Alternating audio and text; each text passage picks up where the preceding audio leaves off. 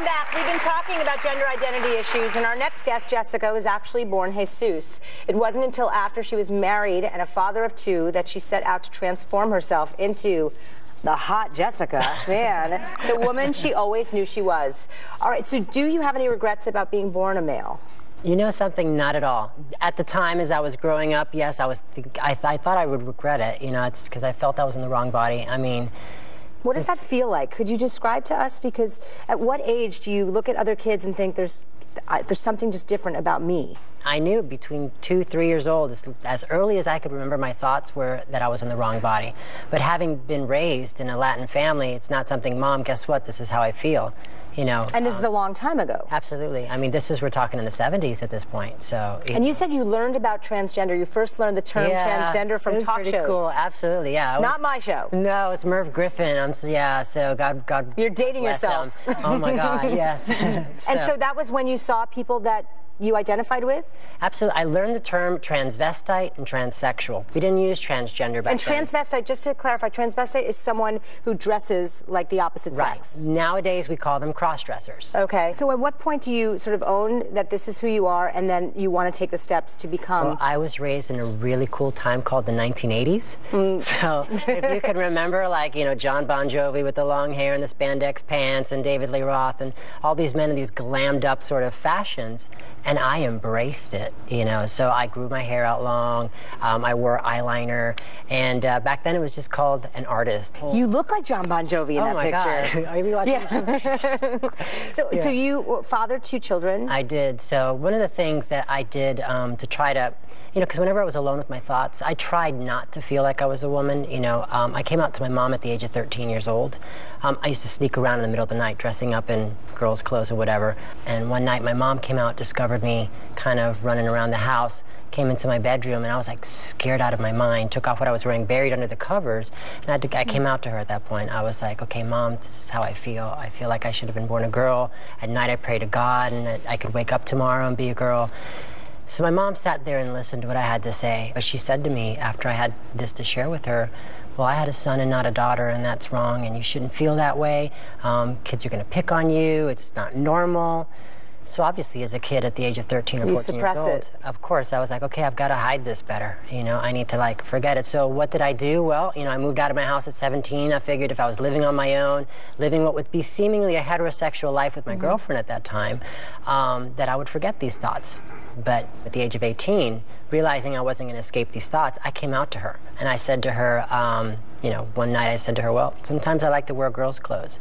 Which, she met with a lot of laughter. So she didn't say, she thought it was the biggest joke. You know, I had long hair back then, you know, and everything. I was the rock star, whatnot. And she thought it was funny. Until I told her, no, I'm serious. You know, I would like to have breasts. I'd like to look like a girl.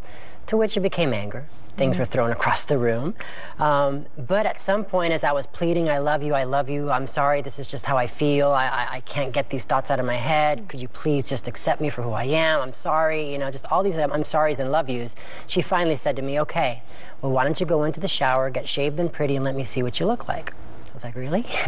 You know, so I decided. I went in there and came out, and she did one of these little double takes. I says, okay, this will work, and we went out. It was just one of those things. Baby steps. Baby steps, absolutely. So we were doing this on the weekends. And then when my mom found out that she was letting me cross-dress, then it was an issue. My mom's like, you shouldn't let your husband be that way. And then she got pregnant at the age of 19. We got married. So as a father, I couldn't be a cross-dresser. I couldn't be, you know, a woman.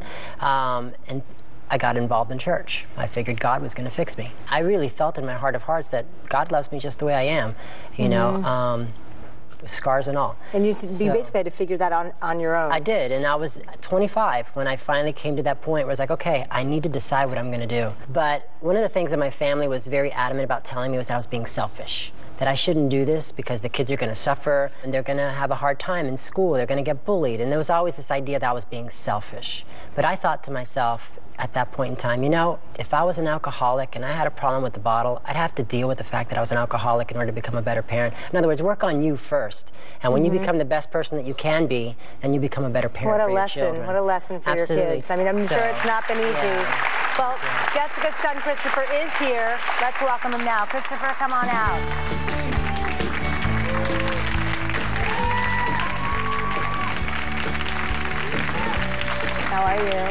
to meet you. Thanks for being here. So yeah, it's fascinating, and I appreciate you coming here. What was it like for you growing up with your dad? That's now your well, you're not mom, right? You are not your. What does he call you?